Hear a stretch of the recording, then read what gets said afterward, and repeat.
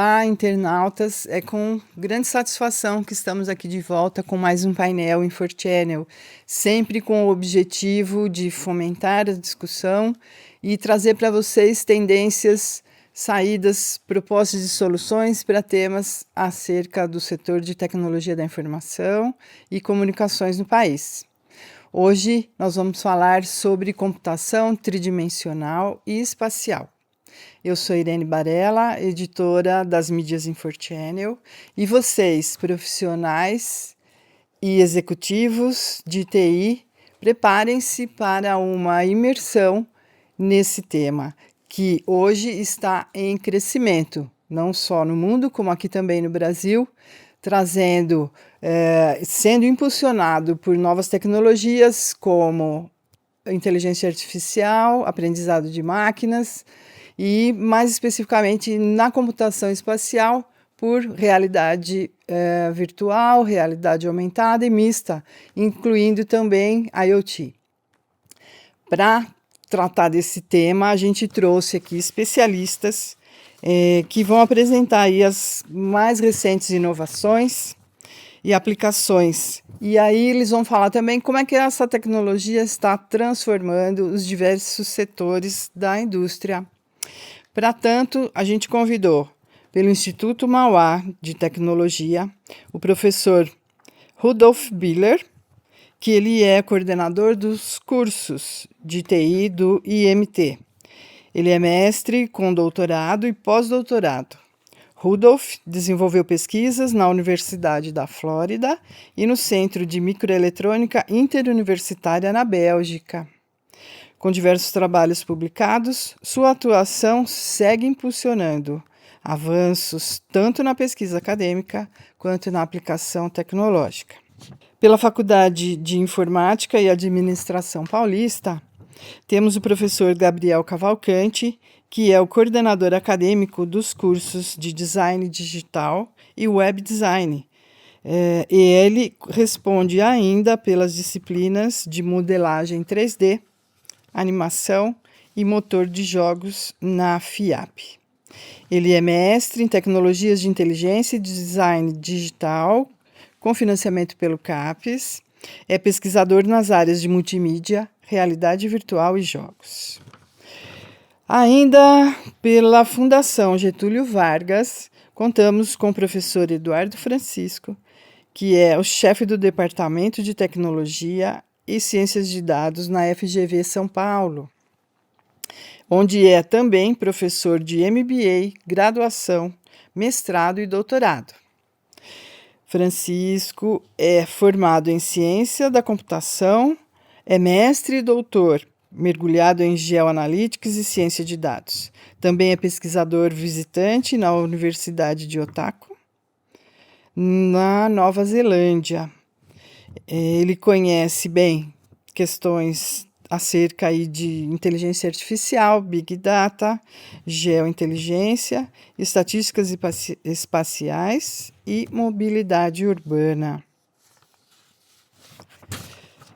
Pela Universidade de São Paulo, nós temos a presença de Carlos Hitoshi Morimoto. Ele é professor associado do Departamento de Ciência da Computação do Instituto de Matemática e Estatística da Universidade. Ele possui graduação em Engenharia Eletrônica Digital, mestrado em Engenharia Elétrica e doutorado em Ciência da Computação pela Universidade de Maryland. Apresentados já os painelistas, a gente trouxe para moderar esse painel o Márcio Funes, que ele é do CPQD, onde é arquiteto de sistemas sênior e especialista em tecnologias imersivas. O Márcio é mestre em ciências matemáticas e de computação, é especialista em sistemas distribuídos avançados e em banco de dados. É bacharel em ciências da computação e técnico em telecomunicações. E ainda é professor do Departamento de Computação da Unifacef. Agora eu passo a palavra, então, o comando deste painel para o Márcio, que tem um tema tão desafiador para os profissionais de TIC do Brasil. Agradeço a presença de todos. Márcio. Muito obrigado, Irene. Boa tarde a todos os colegas. Bom, para iniciar o nosso painel, eu gostaria de iniciar então com uma pergunta, né? Que é o que é computação tridimensional para todos e qual tem sido o contato de vocês com exemplos dessa área aí nos últimos anos? Pode começar, Hitoshi, por favor. Claro. Então, primeiramente, boa tarde a todos e muito obrigado pelo convite. Então, o termo tridimensional em computação ele pode ser abusado de várias formas, né? Então, eu acho que historicamente, por exemplo, computação gráfica pode ser dita tridimensional porque captura modelos de objetos tridimensionais. Esses modelos vão poder ser usados depois na renderização e visualização desses modelos. Por exemplo, ferramentas de CAD 3D e hoje em dia impressoras 3D. Você pode também trabalhar na parte de reconstrução de objetos, que seria parte da minha área, que é visão computacional, né? Então, você, a partir de câmeras, a gente consegue recuperar a estrutura de objetos ou da cena em 3 dimensões. Hoje em dia, todas essas tecnologias elas estão sendo mais utilizadas para computação espacial no sentido de permitir que a gente perceba objetos no nosso ambiente, que eu vou chamar de realidade mista, onde a gente pode misturar, então, objetos de verdade, né, cadeiras, mesas, assim, com objetos virtuais, onde a gente pode pegar um vaso virtual e colocar em cima da mesa, ou manipular esses objetos e assim por diante. Então, existem, é lógico, ainda vários desafios a serem vencidos, mas parte do que eu acho que seria, então, o tema desse painel é justamente, né, como é que a gente usa essas tecnologias tridimensionais que vêm sendo avançadas ao longo de várias décadas, né, junto com o estado da arte do hardware hoje, por exemplo, que seriam displays tridimensionais que permitem a gente perceber esses objetos no nosso espaço de uma forma fluida, natural e assim por diante. Obrigada. Mais alguém gostaria de contribuir?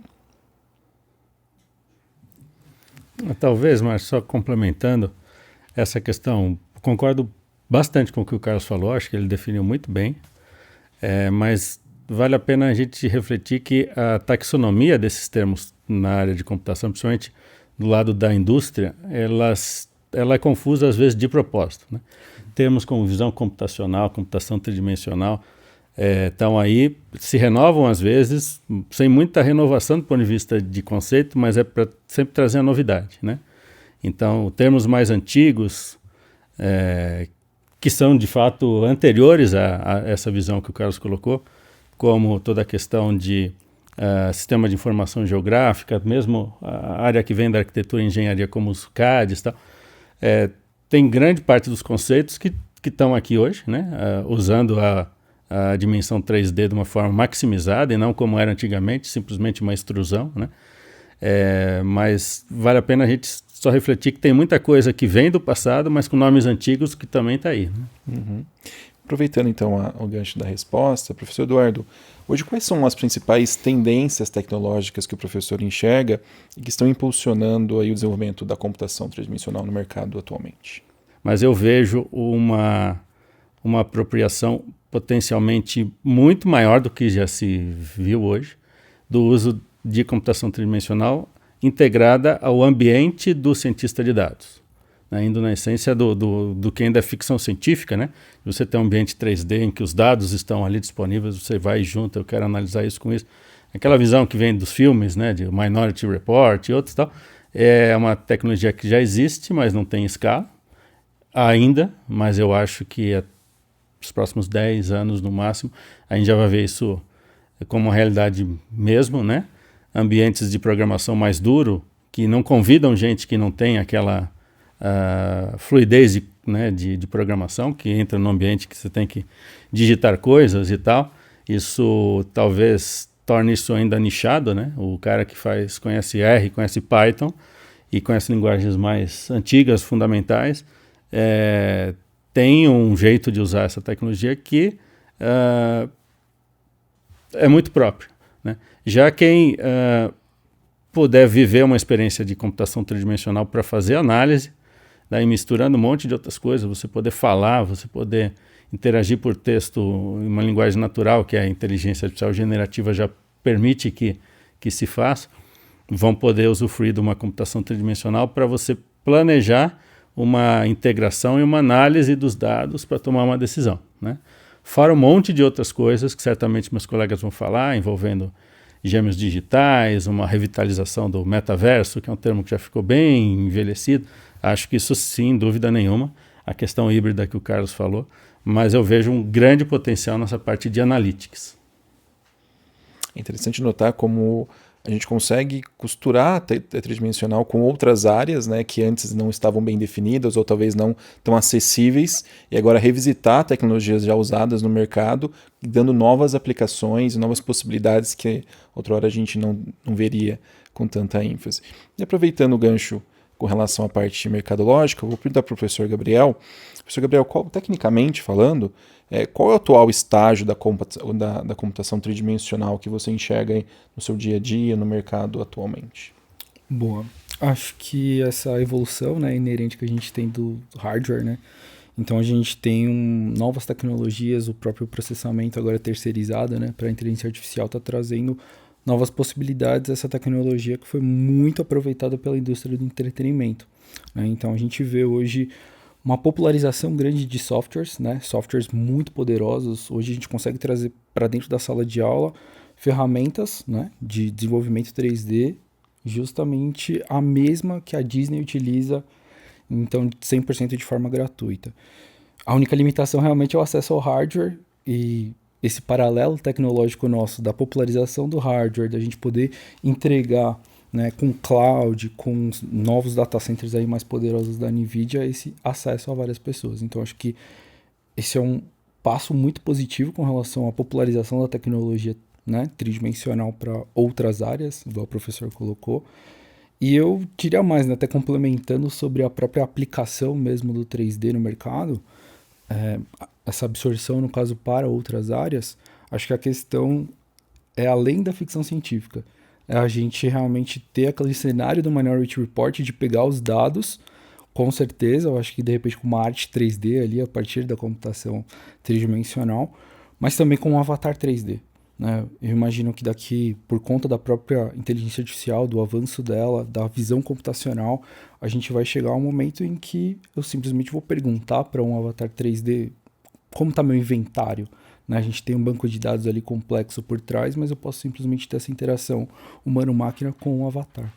Então, acho que a gente caminhando para esse cenário inimaginável. Sim, é interessante que a computação na nuvem, por exemplo, permite o que seria bem complicado ou quase impossível renderizar, né, modelos 3D com alta definição, com a capacidade que só estúdios grandes, como você citou, poderiam. Hoje em sala de aula ou com alunos nós já conseguimos ter acesso a esse tipo de tecnologia.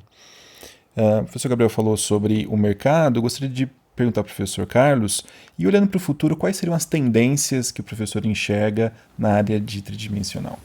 Eu acho que tem duas formas, pelo menos, de ver tendências, né? Um é os desafios que a gente ainda tem para vencer e as oportunidades e necessidades de mercado, que acho que seria a parte mais industrial, comércio e assim por diante.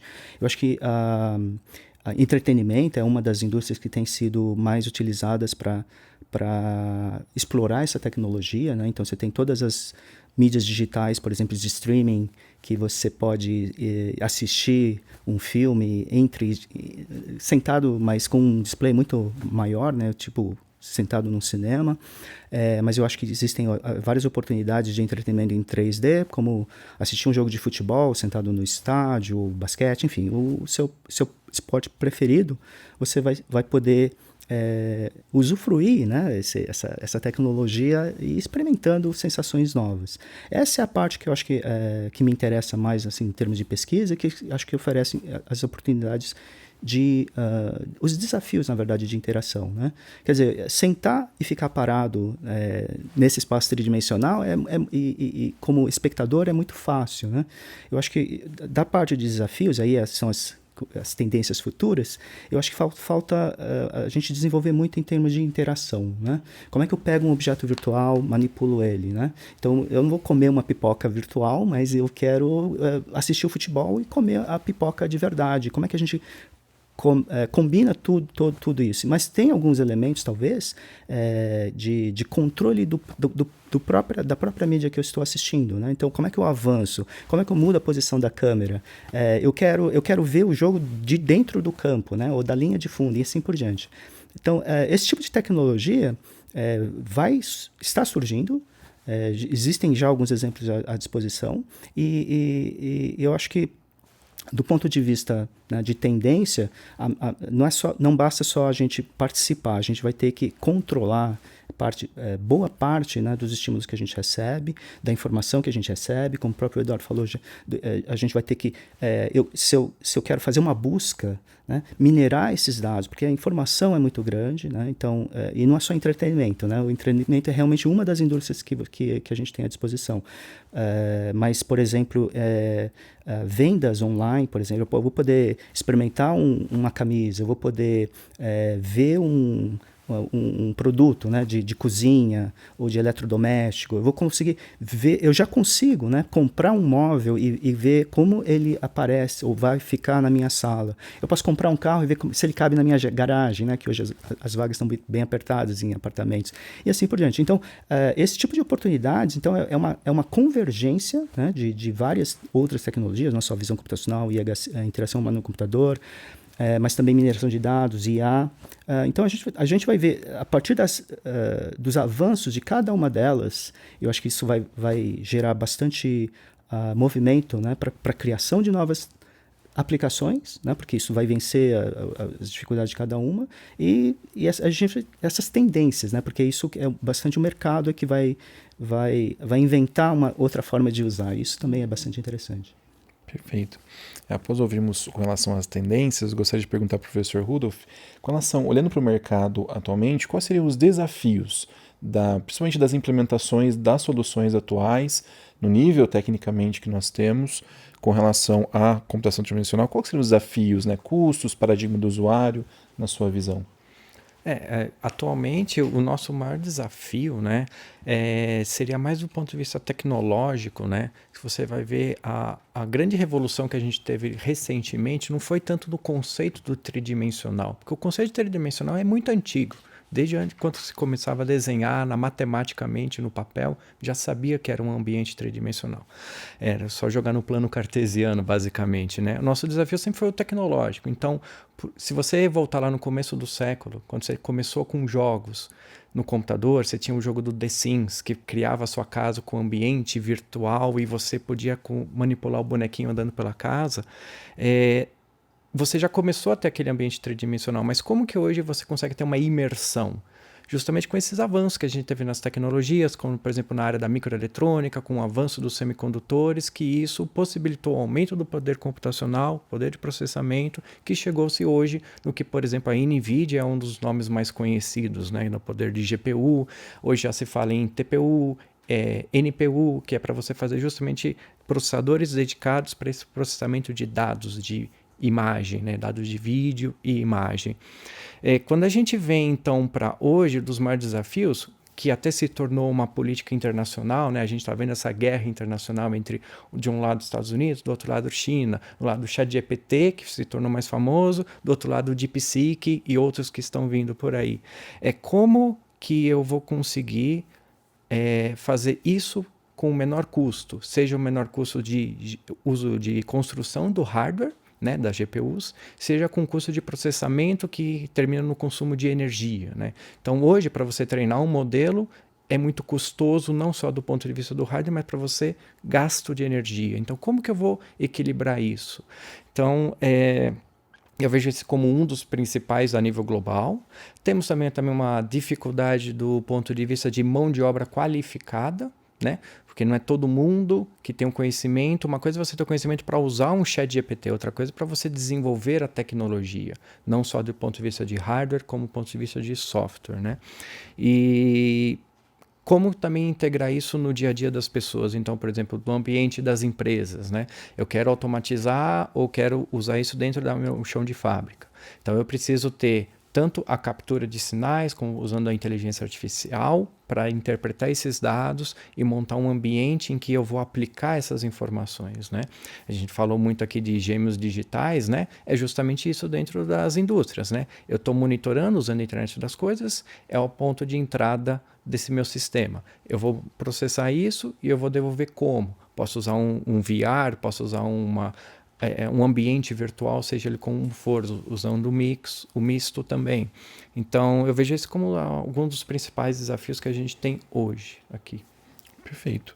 Bom, nessa primeira rodada falamos de diversos itens relacionados à definição tecnicamente de como está a tecnologia. Agora começa a falar de algumas áreas específicas, áreas de interesse. Eu gostaria de perguntar ao professor Eduardo sobre a automação industrial. De que forma, na sua visão, a computação tridimensional ela pode impactar a integração de automação industrial, indústria 4.0 e principalmente sistemas inteligentes? Tá. Bom, eu vejo que um pouco na linha da experiência do híbrido, né, como o Carlos bem colocou, a gente interagir entre o que é real de fato e o que é virtual, mas podendo ter uma interação, né, o humano interagindo com os objetos que não estão ali de fato. Então, acho que isso é um grande princípio que pode ajudar muito a gente do ponto de vista de incorporar para algumas indústrias uma experiência diferente para a pessoa que está ali na operação, para o supervisor daquela operação. A gente não pode esquecer que as pessoas que estão nas operações das organizações vão conviver com coisas que a gente vai passar a chamar de pessoas, que essa inteligência artificial embarcada até com dispositivos físicos, né, robôs mesmo, como a gente vê da ficção, mas assim, terão entidades que são seres humanos convivendo com outras entidades inteligentes, entre aspas, que são esses robôs, eles todos convivendo no grande ambiente de operação, de fato, né? E eu acho que isso, do ponto de vista da tendência da indústria, né, em termos de automação e tudo que virá por aí, né, com todas essas ondas que a gente chamou, né, compartimentou de 4.0, que envolve IoT, que envolve uma disrupção dentro do ponto de vista de inteligência artificial, tudo isso eu acho que se confunde em termos do que a gente vai ver mais para frente, né? Mas, de fato, eu acho que o ambiente tridimensional propiciado por essa evolução da computação tridimensional vai trazer para a gente um horizonte híbrido de fato. A gente precisa ver a questão da escala, né? Como o Rudolf falou, não sei quando isso vai acontecer para que isso seja de fato rentável para as empresas, para a indústria como um todo, né? Mas eu acredito que essa tendência da gente trazer um benefício tangível assim bastante grande, né? Não gradativo, como a gente vê as melhorias contínuas, vai fazer com que a indústria se transforme rapidamente no famoso efeito manada, né? Então, uma empresa que virar a chave para isso vai fazer com que rapidamente, em 2 anos, todo o resto da indústria daquele setor vivam isso. A experiência do gêmeo digital talvez faça com que isso aconteça antes, talvez na indústria de mineração, que é uma indústria que precisa, talvez, experimentar o ambiente ali de uma mina antes de ir para a mina, né? Para que, de fato, todo mundo, ou todos os inteligências embarcadas que vão para lá de fato sejam experimentadas antes no ambiente virtual. Então, acho que isso é um exemplo, né? Outras indústrias de transformação mais tradicionais, acho que vão viver isso mais rápido, né? Mas o exemplo da mineração talvez seja meio transformador, né? E o exemplo das cidades, né? Porque o gêmeo digital é um termo que surgiu em várias indústrias, mas que também foi abraçado pelo poder público com aquela ambição da tal da cidade inteligente, que é outra discussão que talvez mereça um novo painel, mas porque é difícil você pensar se as cidades que existem hoje são inteligentes de fato, mas quando o gêmeo digital virar um espelho completo da cidade, né? Você faz algumas interações na cidade digital, mas você apaga um incêndio real na cidade real, né? Então essa transição entre os dois mundos, acho que a computação tridimensional vai propiciar. Perfeito.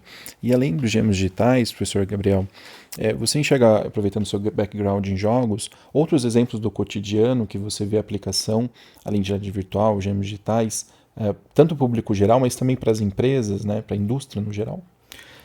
Eu vejo um potencial muito grande, até uma expectativa que eu tenho já há muitos anos com relação a esses gadgets que permitem justamente essa aproximação, né, ou essa mescla do digital com o real.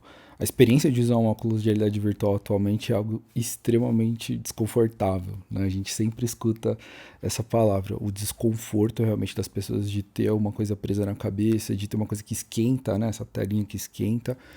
Então, quando a Apple lançou a ideia de lançar um óculos, lógico, a Google tinha, né, a ideia da plataforma dela, mas quando a Apple lançou essa ideia de sair um óculos com uma armação realmente, que é o hardware, então uma coisa fácil de você manipular, você pode usar no dia a dia, eu fico imaginando como é que vai ser a interação das marcas, né? A gente, aqui em São Paulo a gente viveu um pouquinho disso no passado, tanto que hoje a gente tem a lei da cidade limpa, que era bombardeado por um monte de informações e banners e outdoors, e eu acredito que vai haver uma retomada disso, e com certeza a computação tridimensional vai estar na ponta disso. A gente vai ter avatar, a gente vai ter modelo 3D de carro voando, e vai ser duas experiências diferentes, né? Andar na Paulista sem o óculos, totalmente desconectado, e com o óculos, né? Ver os hologramas aqui.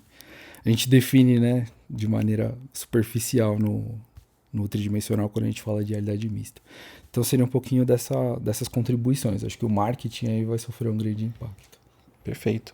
E além desses exemplos do cotidiano, gostaria de perguntar ao professor Carlos, com a parte da eficiência e ganhos possíveis com exemplos de aplicação de computação tridimensional. Exemplos, por exemplo, de eficiência energética em centro de dados ou dispositivos eletrônicos. Como o senhor enxerga, professor, como a computação tridimensional pode fornecer para as empresas e o público geral algum tipo de ganho, no sentido pode ser ganho de eficiência energética, ou ganho ou redução de custos, ou nesse sentido, o que ela pode trazer de benefícios diretos ali à computação tridimensional? Espacial, talvez, né? Sim, tem vários ganhos.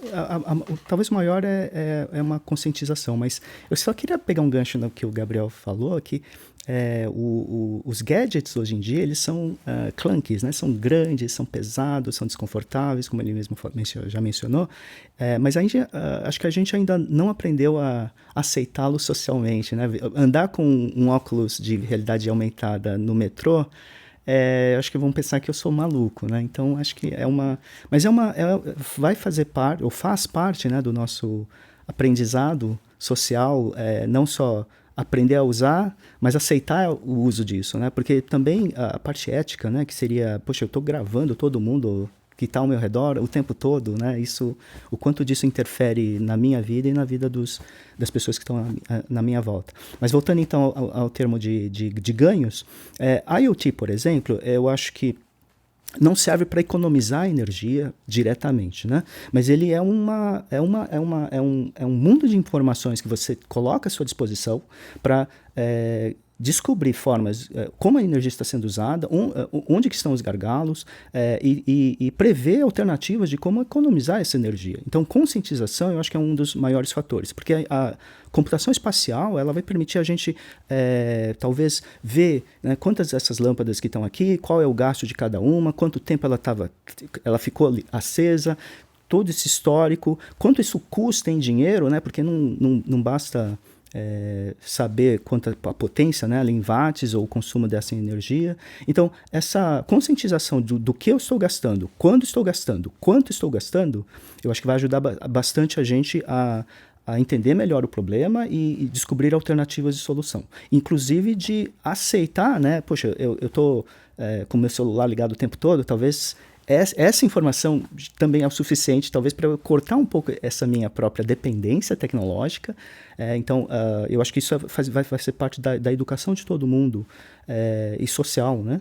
Para poder usar esses recursos de uma forma muito mais inteligente, né? E consciente no futuro. Eu acho que a indústria ela realmente vai passar por uma transformação em termos econômicos, é lógico que a gente já fala isso.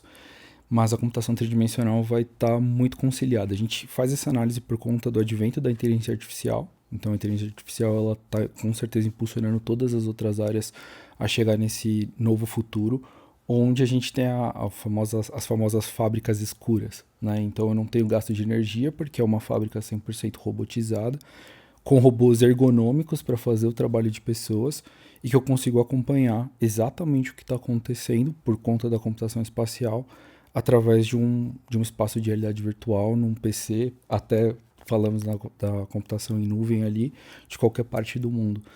Então, em termos industriais, é muito positivo, né? A gente vai ter realmente um ganho em termos de produtividade e, lógico, economia de energia, economia de certos recursos, mas óbvio que tem um impacto social disso, como o professor colocou.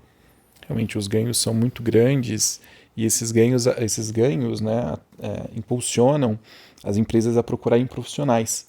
E eu gostaria de perguntar ao professor Rudolph com relação às habilidades e conhecimento que o professor enxerga necessários ou essenciais para esses profissionais que desejam ingressar nessa área. Existe curso de computação tridimensional onde eu posso fazer esses cursos, né, para me especializar e conseguir criar soluções para as empresas e trazer esses benefícios e ganhos. Perfeito, perfeito. Isso cai bem na história que eu estava comentando, né, da qualificação, mão de obra qualificada para lidar com isso, né?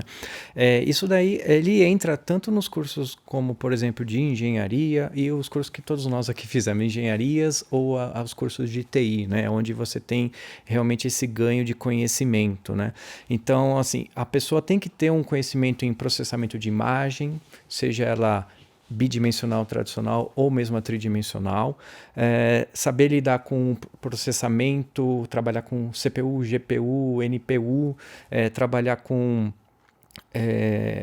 justamente com processamento de imagem que eu já comentei, né? E também como lidar com as novas tecnologias de processamento em paralelo também, porque é um volume imenso de dados que você tem que dividir isso.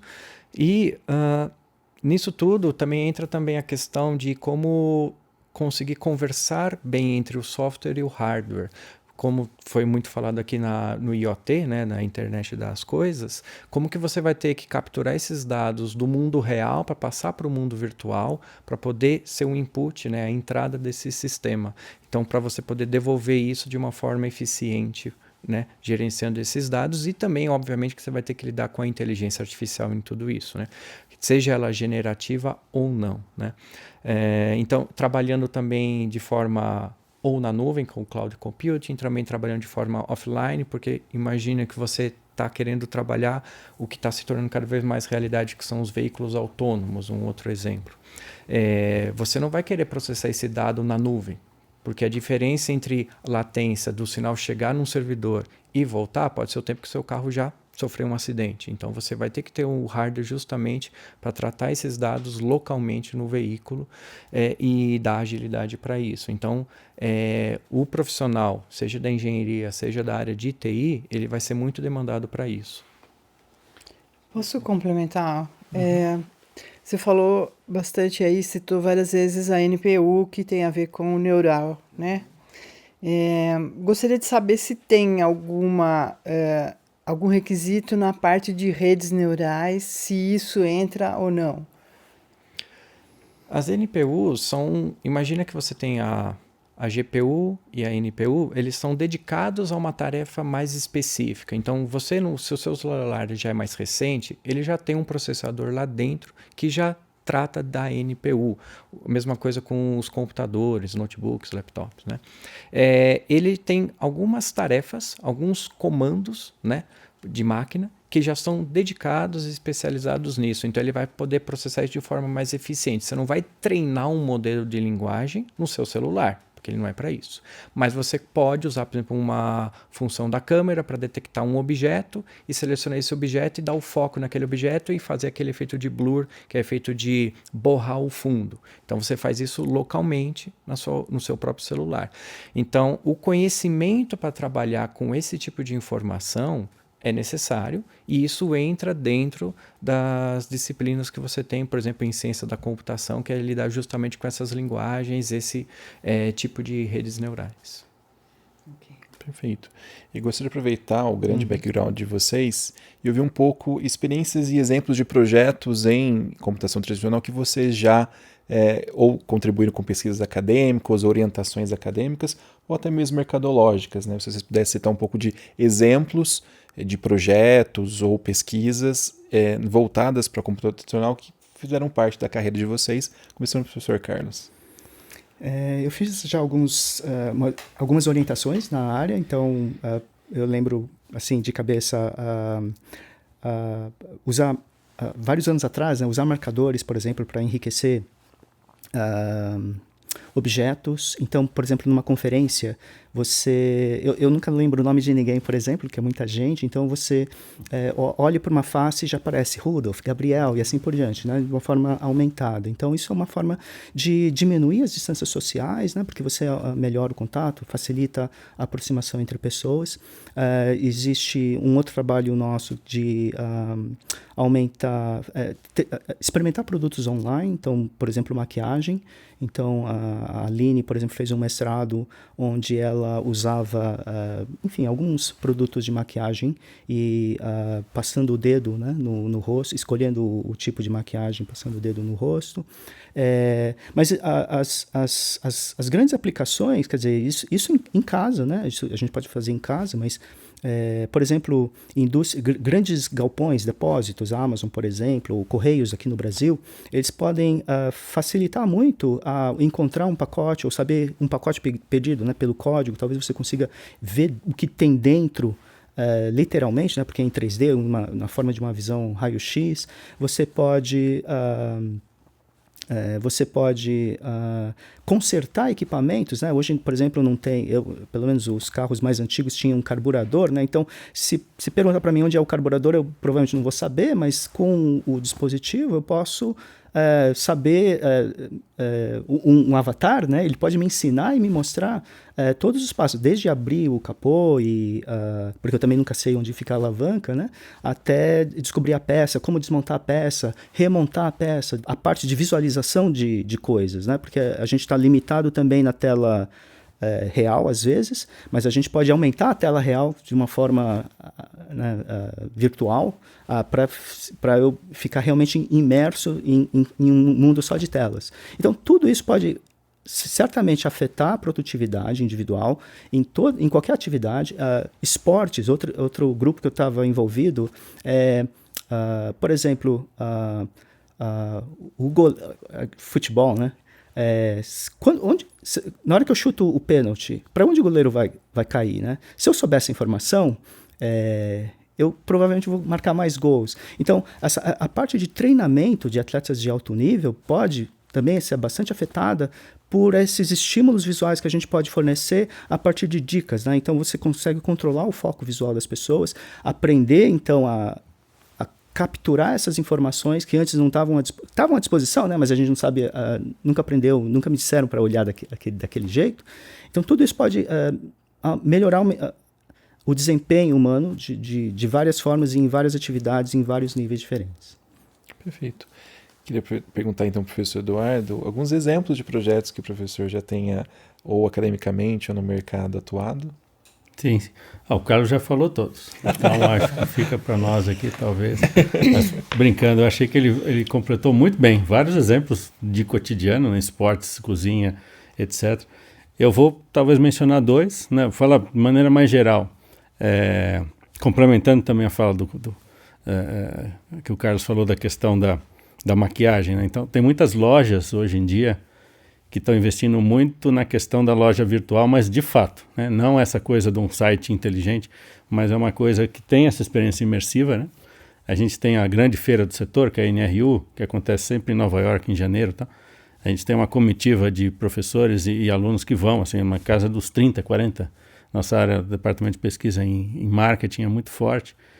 E eles trazem sempre experiências, ou melhor, trazem vários exemplos de experiências do consumidor, né, sob essa ótica mais de varejo, que são de fato transformadoras, né? Então, que vão desde a questão mais de como tornar aquela experiência, do ponto de vista até da transação, né, para que de fato seja bem fluida, como uma experiência imersiva, né, do híbrido, né, você ir numa loja física e ter experiência virtual, você conhecer aquele ambiente mesmo distante, né, com o que for possível, né? Então acho que esse é um grande exemplo de uma indústria que está apostando muito nisso.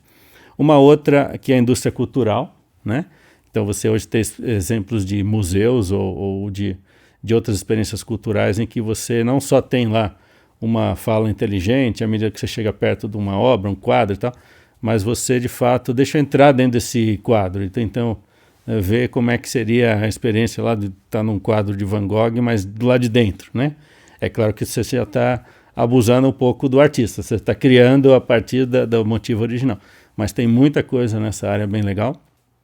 E para citar um exemplo mais próprio meu, né, de fato, como professor, eu tenho um aluno que recém-formado de mestrado, que é da indústria de engenharia, arquitetura e construção, fez uma pesquisa muito interessante do ponto de vista de adoção de inteligência artificial por esses profissionais.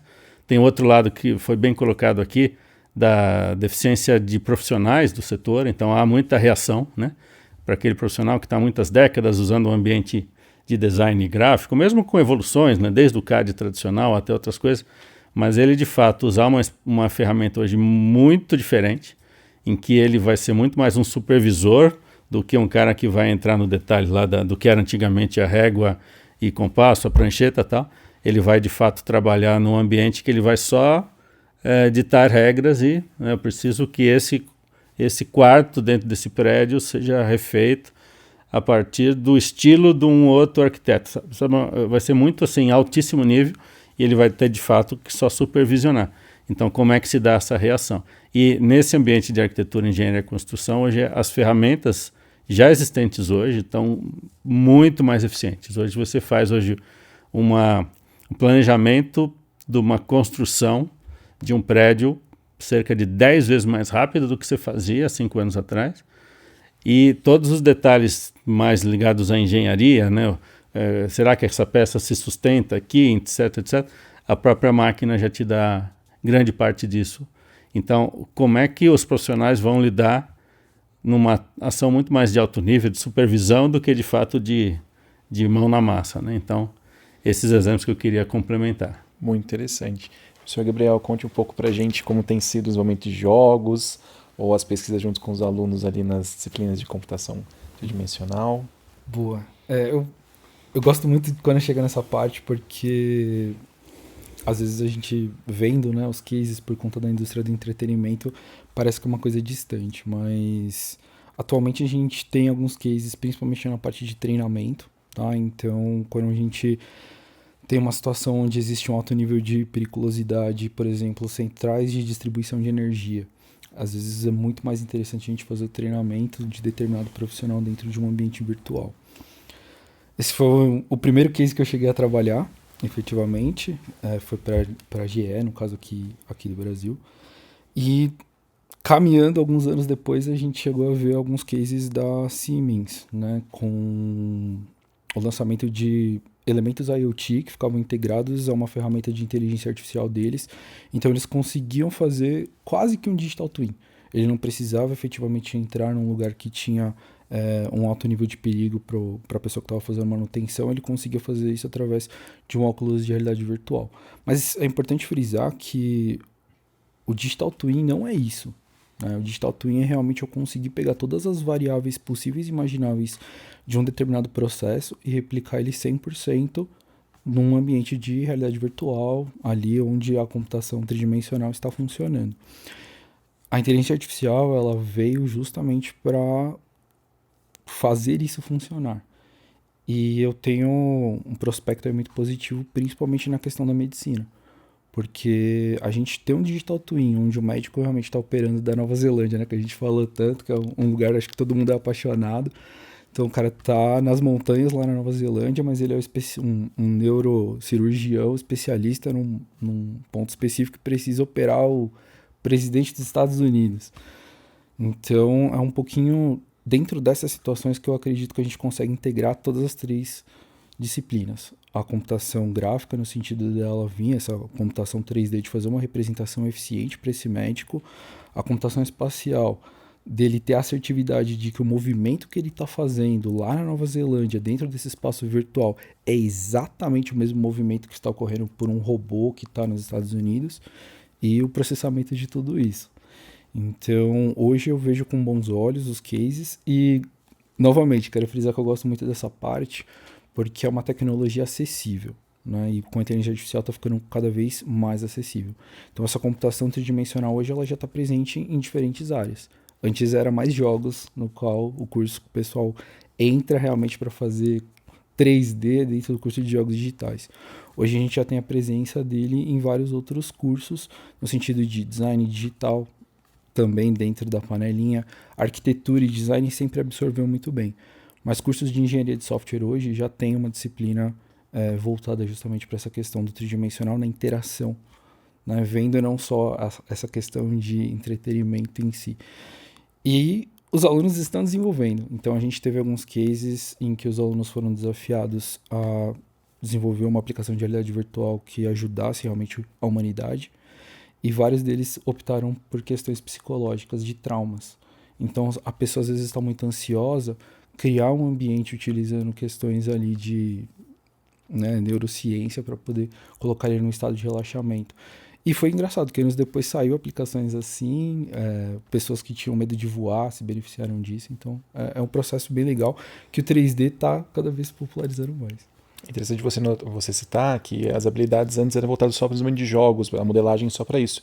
E hoje não, por exemplo, a grande gama de simuladores, ou até a parte da simulação do gêmeo digital, talvez o último estágio ali para complementar, talvez no processo de Shadow, onde você consegue, de fato, usar essas competências, né, de modelagem 3D para você conseguir reproduzir o ambiente, né, da indústria ali e conseguir visualizar através de simulações. Né? No CPQ a gente tem atuado bastante com a integração, principalmente da coleta de dados de IoT, o processamento disso através de IA e depois a visualização, que adiciona uma camada muito imersiva do que você só vê ali, talvez um console, né, onde tem alguns dados rolando, mas de você de fato estar imerso em uma simulação e se ver ali no ambiente que você conhece, né, depois de você conseguir ter tratado esses dados e coletado. Muito interessante. Uma coisa importante, até aproveitando o gancho, o professor Eduardo, ele trouxe para a gente sobre a experiência. Então, na fala dele, ele fala várias vezes a experiência. Uma coisa que eu venho falando bastante para os alunos é isso. O foco tem que ser na experiência. Óbvio que a pessoa ela vai entrar em determinado curso para desenvolver uma determinada skill. E a gente está passando justamente por essa mudança. Eles vão ser mais administradores, né? Mas a questão é sempre de olho na experiência. Não faz diferença se o celular de determinada pessoa foi montada por um robô ou foi montado por uma pessoa. É a experiência de abrir a caixinha do iPhone, de ter o iPhone, o nome do iPhone. Então hoje a gente está passando por essa transformação de pensar a experiência. E eu fico muito feliz quando a gente questiona com relação aos profissionais estarem preparados, porque minha profissão ela tá morrendo, né? Eu sou modelador 3D e em breve eu não serei mais necessário. E eu me entusiasmo muito com isso, porque é muito chato modelar. Eu gosto muito, não me entendam mal, para mim é uma grande paixão. Mas eu, assim como boa parte dos meus alunos, eu sou muito ansioso. Então eu quero ver o personagem, eu quero falar com o personagem, eu quero ver o guia da montagem do motor, no caso, funcionando. Então, hoje eu passo por essa tradução com os alunos. Em breve vocês estarão com foco na experiência. E a IA, ela justamente está transformando isso. Hoje eu vejo processos que levavam 6, 7 meses feitos em 6 horas dentro da computação tridimensional. Então, eu deixo sempre esse recado. Se você gosta disso, eu acho que hoje é um momento de você fazer algumas experiências. Estudar uns prompts ali que você vai conseguir sair muito bem. Muito bem. E, professor Rodolfo, conte-nos alguns exemplos aí de projetos, ou na academia, ou no mercado que tem atuado. Perfeito. Dentro lá do Instituto Mauá, a gente faz desde o início do curso com os alunos o que a gente chama de projetos integradores, que é onde justamente a gente traz parceiros externos, seja uma empresa, seja uma outra instituição de ensino, seja um grupo de pesquisa, não importa, que tem algum interesse em desenvolver algum projeto que vai ser aplicado dentro dos cursos de TI. Então, a gente tem alguns parceiros da área da saúde, como, por exemplo, a Escola e Faculdade São Camilo. Temos também o Metrô de São Paulo, que eles sempre trazem alguma necessidade para nós. Por exemplo, para citar, né, o Metrô de São Paulo ele tem uma necessidade com as catracas e os casos de gratuidade. Então, por exemplo, é um senhor de idade que já tem direito àquela passagem gratuita, ele tem que ir lá no guichê do metrô, passa o seu bilhete único. Como é um caso de gratuidade, poderia ser o netinho dele pegando o bilhete do avô e aí burlando a catraca. Então, o que tem hoje? Vem um técnico de lá de dentro, verifica se você é você mesmo e libera ou não a passagem. É feito totalmente mecanizado esse processo hoje. Então, o que a gente fez nessa parceria com o metrô, que ainda está em desenvolvimento para a implantação?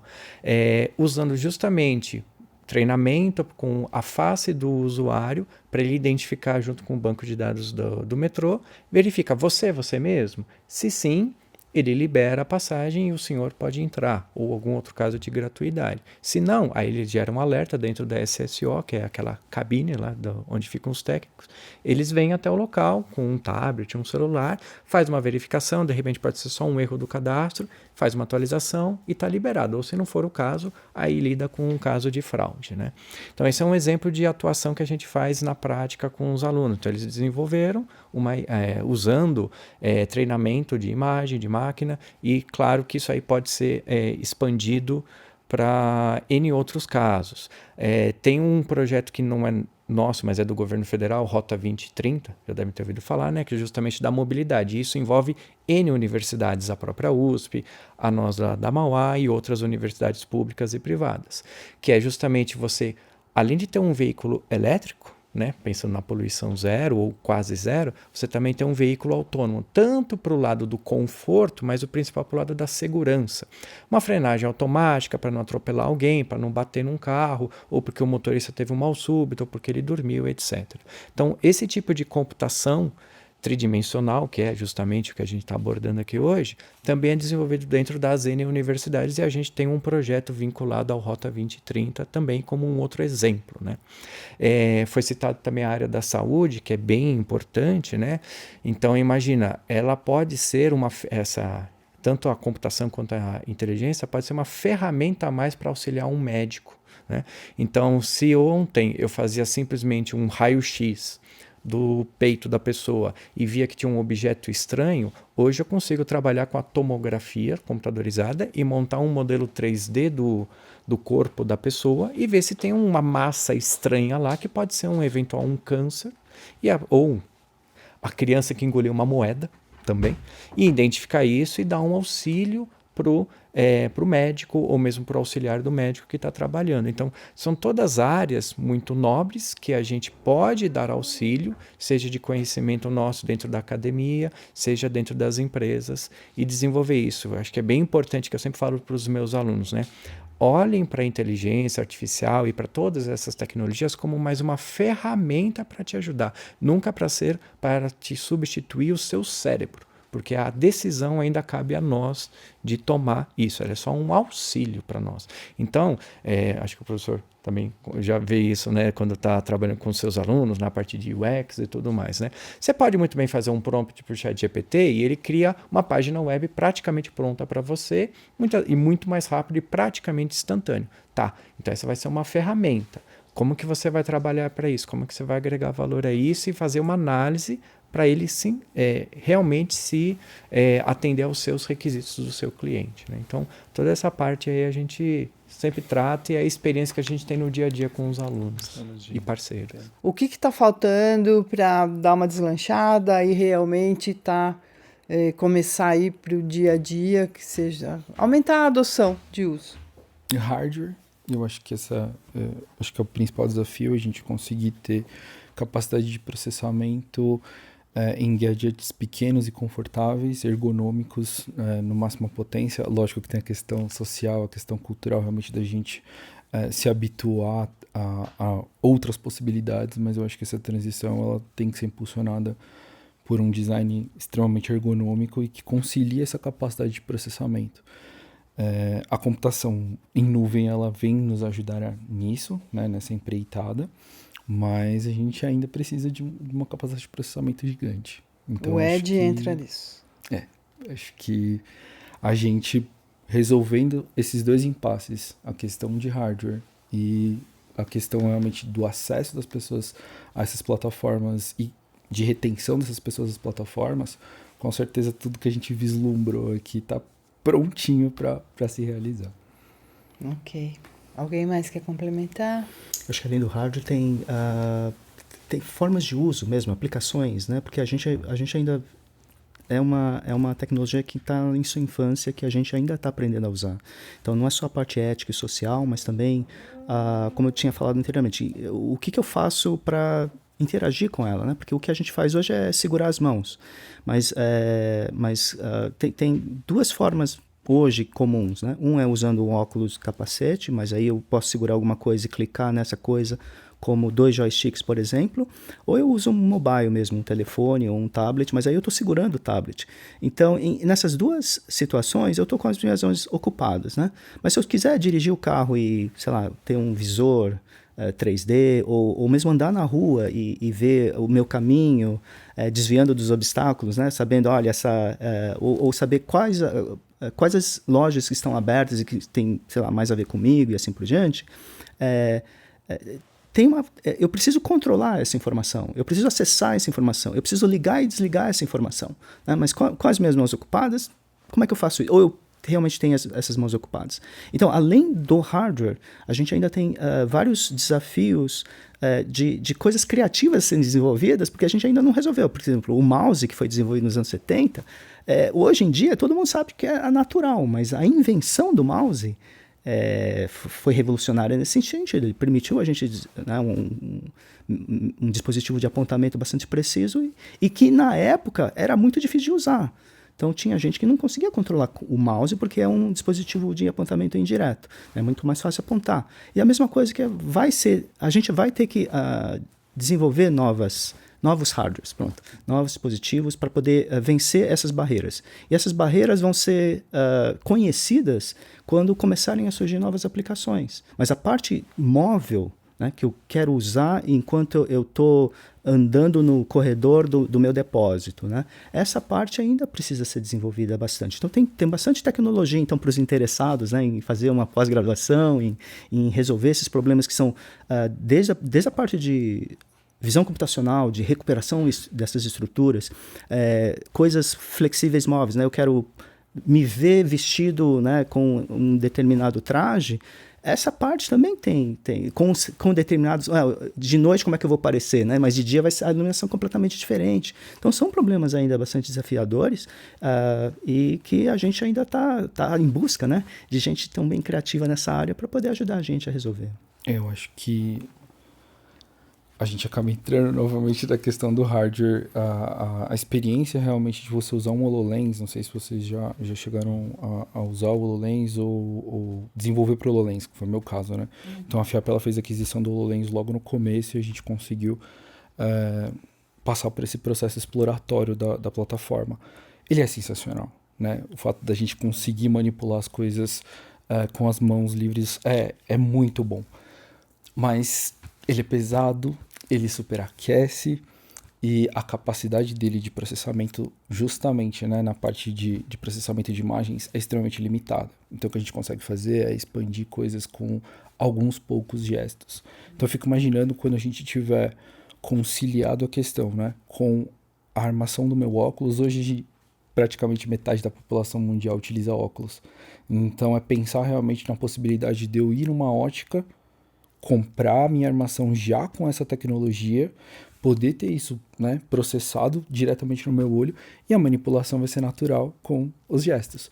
Nem que seja uma inteligência artificial fazendo justamente todo o processamento dessas várias imagens de sinais. Então a gente está quase lá. Eu sou muito otimista com relação a isso. A gente está quase lá. Eu queria talvez adicionar um ponto aí, acho que na linha do que o Carlos falou. O desafio é o hardware, você colocou bem, né? Mas se a gente for ver historicamente, né, não precisa voltar muito tempo, mas a IA generativa, por exemplo, ela existe, com esse nome não, mas já existe há uns 10, 15 anos, né, as primeiras gerações dos GPTs e tal. E isso só virou um negócio da sociedade, né, que transcendeu todo esse mundo mais técnico, quando a OpenAI foi lá e pôs na mão de todo mundo, de um jeito que a gente já conhecia, porque escrever no chat todo mundo já escreveu, e todo mundo ficava bravo porque aquele negócio não entendia nada do que eu pedia, e de repente surgiu um troço que entende tudo e escreve sem erro de qualquer língua, sobre qualquer coisa. Então, acho que falta para a gente aqui, do ponto de vista da computação tridimensional, ter algo que seja transformador do ponto de vista de experiência. Agora eu vi que isso aqui vai me ajudar, quer seja no Analytics, para eu poder ter uma experiência de análise de dados muito mais fluida, quer seja na questão imersiva, como você falou, dos óculos e tal. Mas se a gente perceber algo que pode ser que tecnicamente ainda não seja tão evoluído, mas que a sociedade como um todo perceba que agora sim, e daí a própria sociedade vai fazer com que surja a viabilidade, né? Porque com o ChatGPT, que ainda estava na geração 3 dos GPTs, né? Hoje a gente já está na 4.5 e a própria sociedade já viu, ó, tem valor, para tudo, vamos focar naquilo.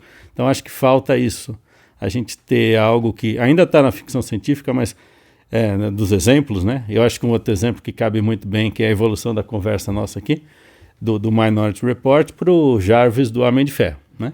Que é a questão dos agentes de IA se misturando a tudo isso que a gente falou, mas precisa ter algo que qualquer um de nós, né, qualquer empresa pequena, qualquer empresa muito grande vai experimentar rapidamente com a sua realidade e ver que, olha só, isso aqui me trouxe um valor. Mas deixa eu fazer uma parte só, porque, quer dizer, o hardware, não tenho dúvida que seja, mas por outro lado, quer dizer, o HoloLens, ele não vai, ele já, o grupo foi cancelado, né? O projeto do HoloLens foi cancelado. Tem outra companhia que é o Magic Leap, que também nunca foi assim, cresceu demais ou está crescendo significativamente, ainda está tentando sobreviver. E mesmo o iVision Pro da Apple, a Apple também anunciou que não está fabricando mais, ele parou a produção, ele não cancelou o produto, mas parou a produção. Ou seja, o hardware está aí, o iVision deve ser, eu nunca usei, mas o HoloLens é excelente, apesar de todos esses problemas, né?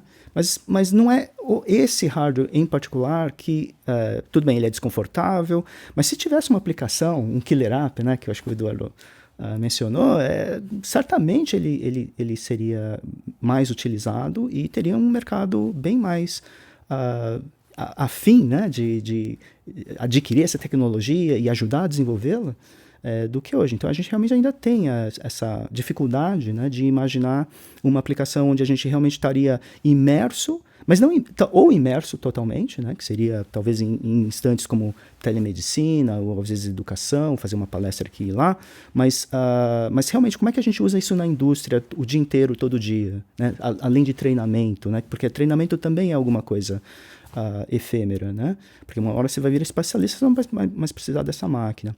Mas então a gente precisa realmente encontrar essas oportunidades dentro de cada situação, né? Seja no comércio, na indústria, na educação, onde a gente vai estar explorando todas essas informações que a tecnologia tem para oferecer para a gente. Eu acho também que tem que as empresas, né, a indústria está tomando cuidado com isso, porque você citou os exemplos, né? Se você pensar pouco mais de 10 anos atrás, a Microsoft tinha lançado no Xbox One o Kinetic.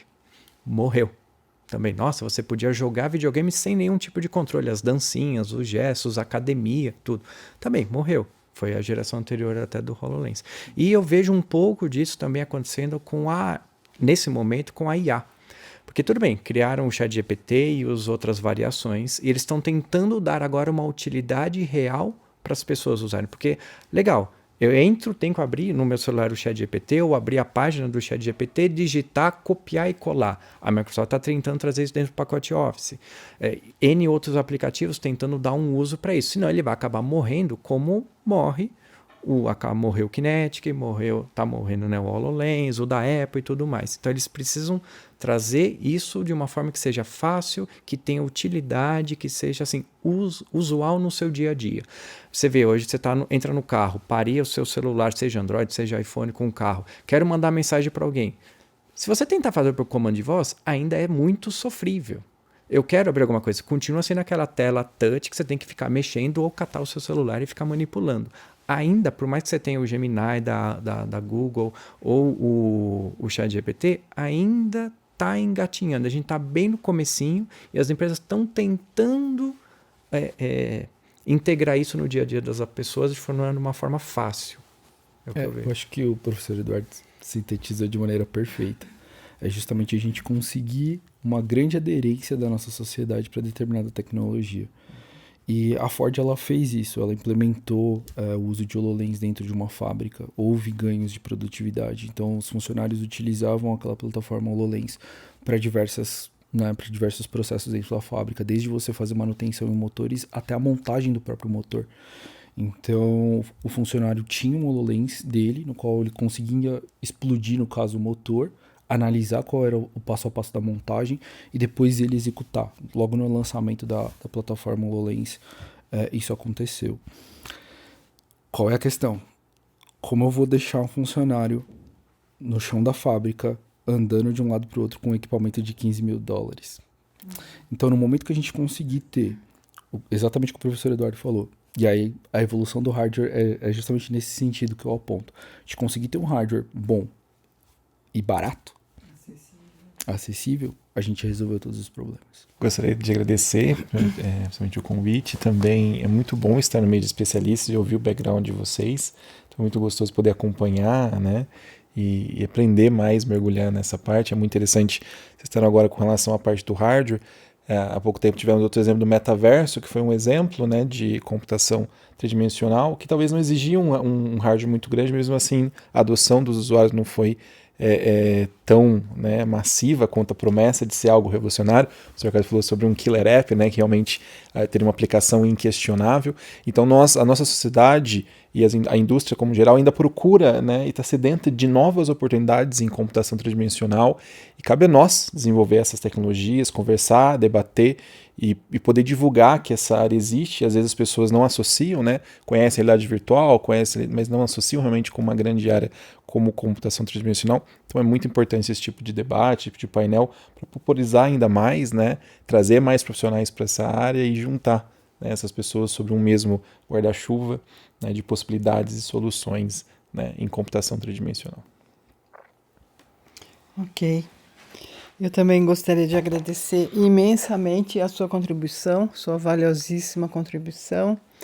Agradecer aos professores Carlos, ao Eduardo, ao Rudolf e ao Gabriel. Muitíssimo obrigada. Com certeza vocês contribuíram demais para o setor de TI, de TIC, de uma forma geral, para os nossos leitores, os nossos internautas.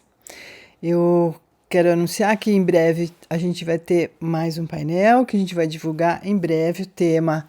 E eu gostaria de agradecer aqui, a pedido do pessoal da InfoChannel, agradecer o apoio da Context, da Ingram Micro, da SND, da TD Synnex e da Xerox, que apoiaram a gente nessa produção desse vídeo e que com certeza vai trazer muitos benefícios para os profissionais e executivos de TIC do Brasil.